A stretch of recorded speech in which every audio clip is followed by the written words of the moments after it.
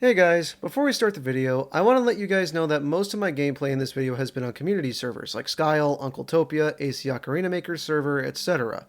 I would normally use casual mode for collecting footage, but seeing as Valve care more about shutting down fan projects than they do about permanently fixing or neutering the endless waves of sniper bots in casual, this is the best I've got. Bear in mind that a lot of community servers are customized or modded, and they're supposed to supplement casual rather than replace it. Also, seriously Valve, who the hell are the crackheads at your HQ that thought shutting down Team Fortress Source 2 instead of hiring its devs was a good idea? Fire those guys. They're idiots. Anyway, with that disclaimer out of the way, let's start the video.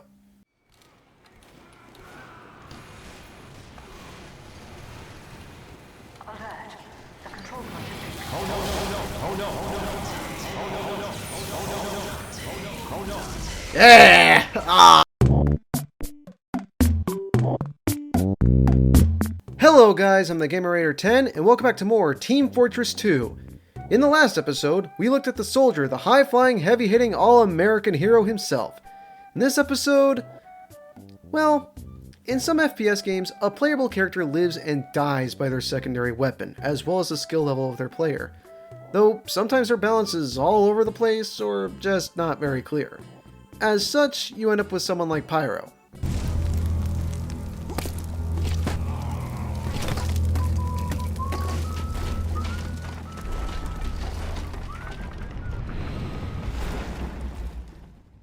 Jokes aside, I actually really like playing Pyro. I know, that'd get me crucified in the TF2 community. But I'm serious. When you learn Pyro's ins and outs and get used to how he or she plays, Pyro is a really fun class. As is tradition, let's go over first what Pyro brings to the table. Pyro sports a pretty lofty amount of HP at 175. While not quite at Soldier's level, Pyro's still got pretty good survivability, likely as an offset for his reliance on combos since Pyro suffers at long range, which we'll get into later. He also wears an asbestos-lined suit that prevents him from being inflicted with afterburn except when he's covered in gas from the gas passer. He also sports perfectly average walking speed, same as the sniper and engineer. Pyro's design philosophy is meant to be a short-range ambush class with damage over time capabilities for when things get dicey. There are a lot of ways for someone to minimize Pyro's overall damage, but if the Pyro is skilled enough, then it won't really matter. Let's start with Pyro's primary, the Flamethrower. The Flamethrower, as expected, shoots for a medium-range gout of flame wherever it's pointed. Should any of these particles touch an opponent, they will take fire damage every 0.075 seconds, and they will burst into flame and take 4 damage every half second, or 4 damage per tick if we're being pedantic. The damage ramps up the closer the enemy is to the flamethrower, but afterburn will still be inflicted if any flame particles touch the opponent. The flamethrower has one more function that we'll get into in a second. The flamethrower is a versatile weapon all around with many different uses. I mean, its design more or less makes Pyro, at least to me, a very flexible class. The flamethrower does appreciable damage just by walking at an enemy, reflecting offense, and it can push enemies and projectiles away, reflecting defense and support. This is very useful for any team in a pinch, since the Pyro can easily swap between each playstyle seamlessly. As an example, you could be fighting a soldier, hoping to close the distance to burn him to death, but then he gives up and aims at a teammate. The thing is, the rocket won't end up connecting because of one thing: Air Blast.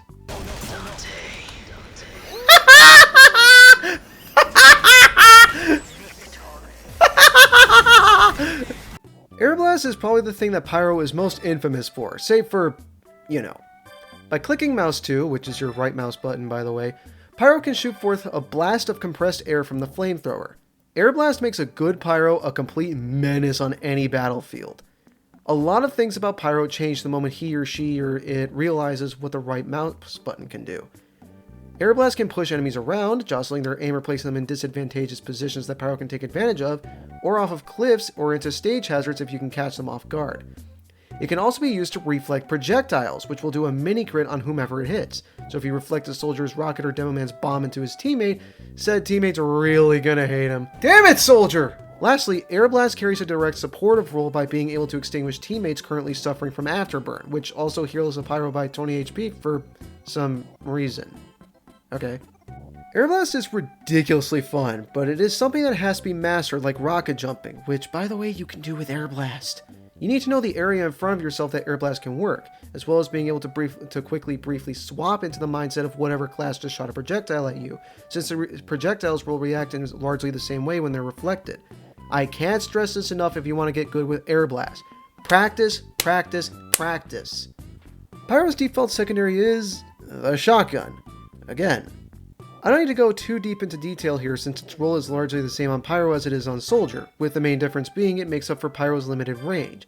See, while the shotgun is also limited by its range, the fact that its shots are hit scan and can hit anyone the Pyro is looking at with widely varying damage, it makes up for the flamethrower's reach and gives the Pyro the means to either soften up an enemy as he's approaching a fight, for finishing off an enemy already suffering Afterburn, or for working in tandem with Afterburn by whittling down their health to the point Afterburn can finish them off.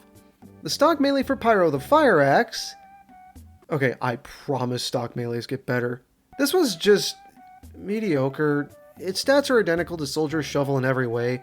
The thing is, Pyro already has two weapons that do the job of killing someone at close range much better than the Fire Axe can. I mean, I guess if you want to flank behind some enemies, it's sorta okay.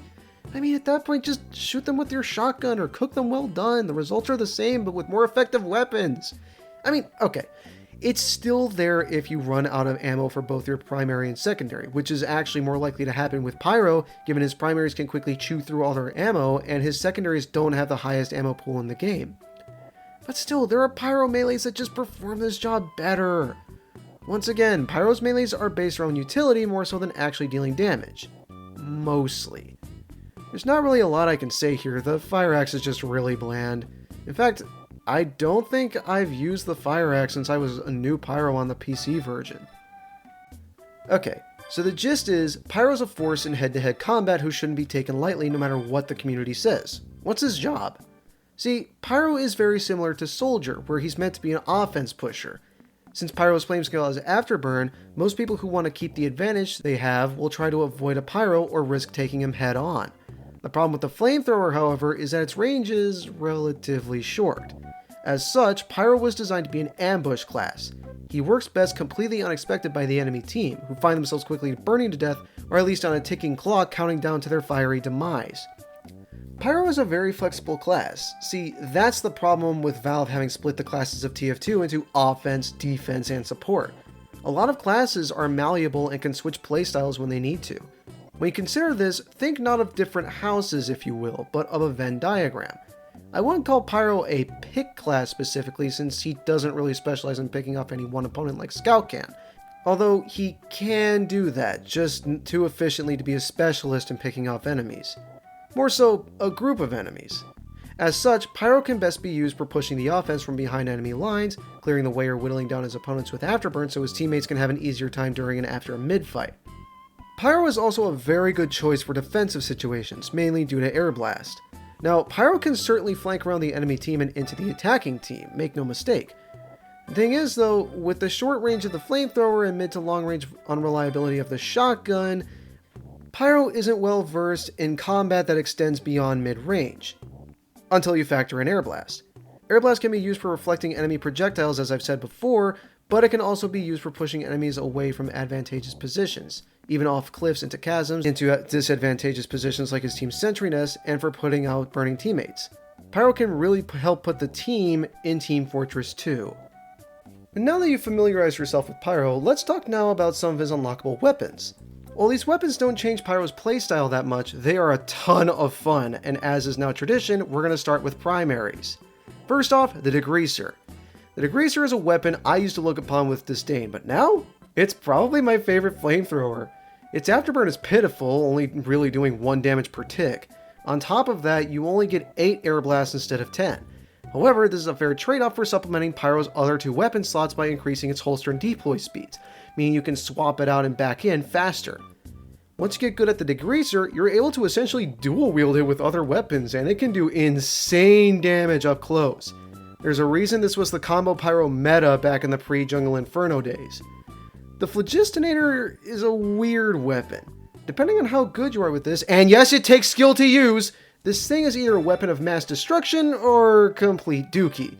You completely give up air blasts in exchange for an oomph meter that, when full, enables Pyro to taunt and be invincible during said taunt, and gain crits for 10 seconds, not counting the taunt. In the right hands, this thing is fearsome, but you are a sitting duck for traps and snipers when taunting. And soldiers and Demoman, classes Pyro would otherwise counter, are now major threats. Just something to bear in mind if you decide to walk the path of the Flog. If I were you, I'd really try to get good at flanking as Pyro to maximize your effectiveness with the Flog from my experience. The Dragon's Fury is a completely different beast from the other flamethrowers. Instead of shooting a gout of flame, it shoots a medium-range projectile fireball with a short afterburn time. If someone who is already suffering from afterburn gets hit by this fireball, they will take 300% more damage from this fireball, and the repressurization to shoot another fireball is reduced when your fireball connects. This thing is nuts, and probably the most fun flamethrower. That said, you shouldn't go into this thing expecting to play a flamethrower. It's a projectile weapon. You need to lead your shots a bit in order to hit your enemies. Before I forget, it's important to note that not only can the fireball be air blasted, but that your air blast is a bit gutted with this thing. Instead of the 1 second repressurization you'd get with the other flamethrowers, this thing repressurizes over a period of 1.6 seconds. Bear that in mind. For secondaries, Pyro's got a fairly unique arsenal. Looking at the shotguns, like Soldier, Pyro sports the Panic Attack and Reserve Shooter. The Panic Attack's quicker deploy and holster speed make it an awesome choice to pair with the Degreaser, since the switching is nearly instantaneous. Since flame particles linger, you can essentially pepper in some Panic Attack shots while the Degreaser's flame particles are around and switch right back no problem. You suffer at long ranges, but you're now nearly as strong as a heavy in close range engagements. The Reserve Shooter is more of a relic on Pyro than anything else. See, before Jungle Inferno, Pyro's air blast used to trigger the mini crit, but seeing as how Pyro could air blast his enemies into corners or walls in a straight line where he was looking and get a mini crit for almost free, you can see why they changed it. There is nothing wrong with using the Reserve Shooter on Pyro, just you might see better results with other shotguns. It's kind of fun to screw over Trollgers with this thing though, since not many expect a Pyro to actually use this. The real meat and potatoes of Pyro's secondaries are the flare guns. The flare guns expand Pyro's range and cover the flamethrower's lack of long-range effect, as long as you can aim them. These are projectiles, and therefore require precision, timing, and prediction to really get down. The regular flare gun can do 30 damage to whomever it hits and inflict afterburn, and crit players already suffering afterburn. It's actually kinda insane what skilled Pyros can do with flares. I say the flare gun is the closest Pyro gets to being a full-fledged pick class, just the enemies he's picking off are burning players. The detonator is very similar to the flare gun, only it does about 25% less damage on the initial hit than the flare gun, and its flare mini crits burning targets instead of critting them. However, with precision timing, you can detonate the flare and ignite all players in about the same explosion radius as a rocket, making it useful for crowd control. Also, if you use it right, Pyro can vertically reposition himself quietly by flare jumping. It's basically a small rocket jump that Pyro can do with the detonator. The thermal thruster, I'll be honest, this thing is a weapon I constantly forget exists. It's useful for getting to higher areas and for flanking, but it's also really dumb that you can use this thing while carrying the intelligence, but it's there if you prefer to literally get the drop on your enemies or use a unique flank route or hiding spot for ambushing. It can also be used like air blast, as it can push away enemies or extinguish teammates, and it also allows you to do the funny Goomba stomp like the man-treads can. Pyro's melees, just like with Scout and Soldier, they're mostly used for utility. The Power Jack is great and my Pyro melee of choice. While you're significantly squishier using this, not only do you get 25 health back for killing enemies with it, it also gives you a passive speed boost while you're holding it out, aiding Pyro in flanking, getting to strategic positions he wouldn't otherwise clear, and help him throw off precise pick classes like Trollgers and Snipers with the instant speed boost. Pyro's melees can also be supportive. The Neon Annihilator and Home Wrecker make an enemy spy's life a bit harder with their ability to remove sappers, while also both serving different purposes on top. The Annihilator ruins wet players swimming in the water coated with a liquid like Girardi or Mad Milk, but not the Gas Passer for some reason. While the Home Wrecker does increase damage to enemy buildings like dispensers or teleporters, which is ironic when you consider that it helps the team's engineers by removing sappers.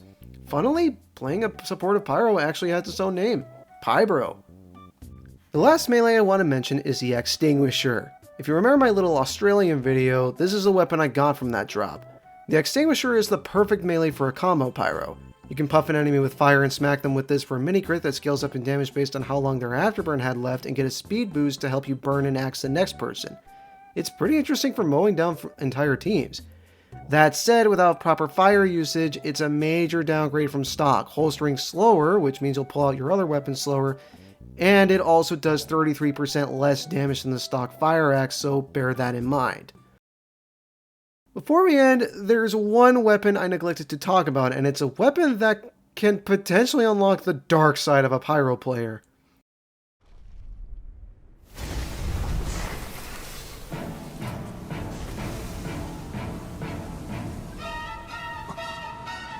Sephiroth.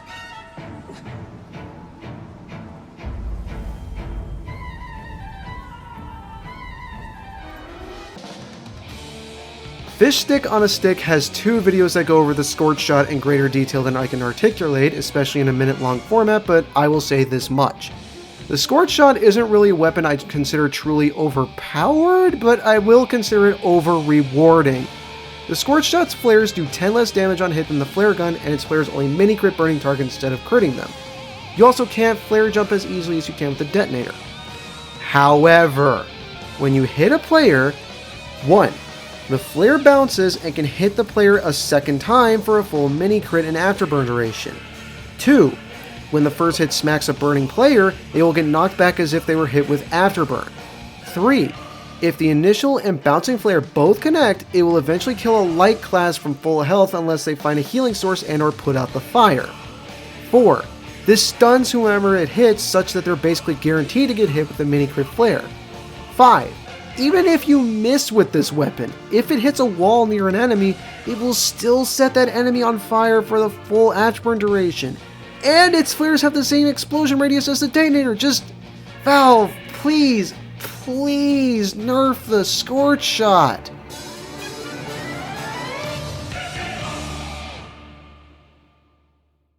Anyway, that's Pyro. Personally, I disagree with the consensus that Pyro takes no skill. Pyro has a low skill floor, sure, but if you take advantage of a Pyro's short range, he's pretty easy to deal with. Because of Pyro's ambushing design, you need to treat corners like there's a Pyro or heavy right around it, because if you don't, you're gonna end up char-grilled in little to no time flat. There's a lot of things Pyro can do. Give him a try and see what works best for you, be it a flare Pyro, a classic combo Pyro like me, or whatever, just do what you want. This class is a canvas. I tell you though, while I love playing Pyro, and while I love playing Soldier and Sniper, we're actually about to cover my favorite class in TF2. Next time on Let's Play Team Fortress 2, we're going to be looking at a rare endangered species, the Black Scottish Cyclops, the Demo Man. Until then, get out there and show your pals the magic of friendship, or rather the heat of fire, and tell them to subscribe to the Gamerator 10.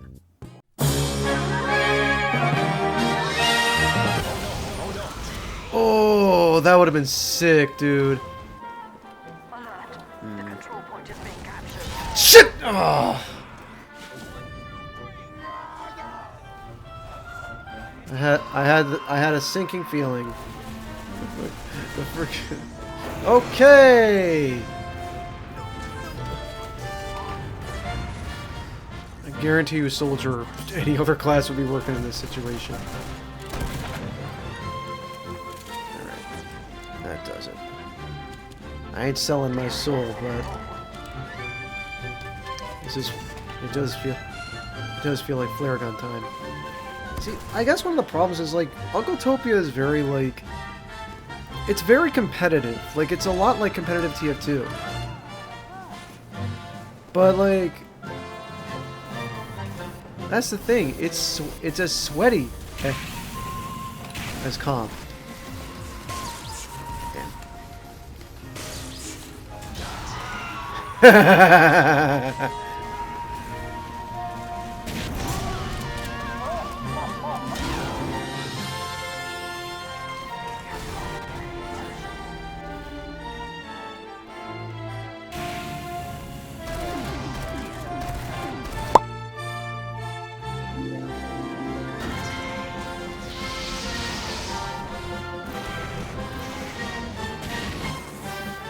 I'm out of ammo!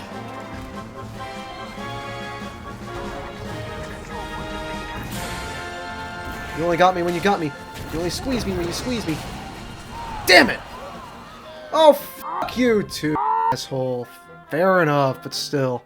Hi, engineer. Oh, shit.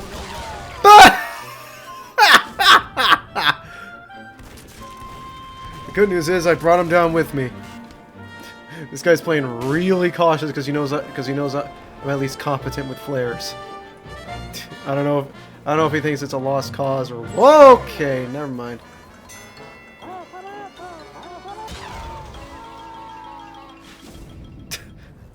Okay, at least hearing the Sunshine Game Over music was funny. That's the real important part. It was funny.